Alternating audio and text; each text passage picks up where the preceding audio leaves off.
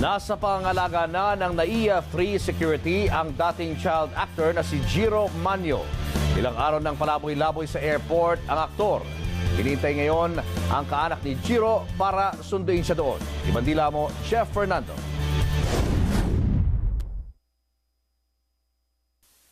Ito ngayon ang estado ng dating child star na si Jiro Manyo. 4 na araw na siyang palaboy-laboy sa NAIA Terminal 3. Nakilala siya ng ilang concerned citizen at kumalat ang kanyang litrato sa NAIA sa social media.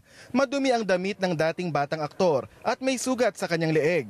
Kwento ng ilang nakakita, madalas kamuti ni Jiro ang kanyang leeg. Nang lapitan natin ang dating child actor, naging mailap siya. Tama na, okay na.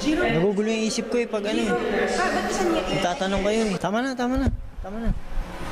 Huwag niyo na ako piliting mag-ano dito Makakaya, may mga security Ikinaila rin niya na siya si Jiro Manyo. Hindi sila nakatrabaho. Iba trabaho ko, hindi ako artista.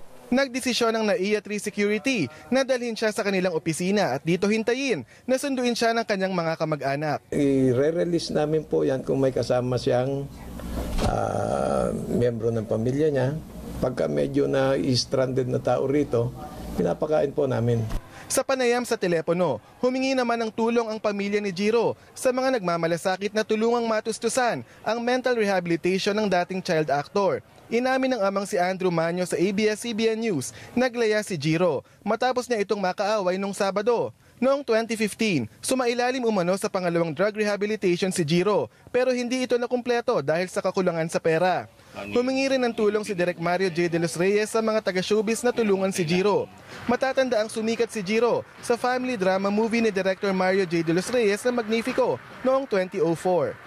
Jeff Fernando, ABS-CBN News.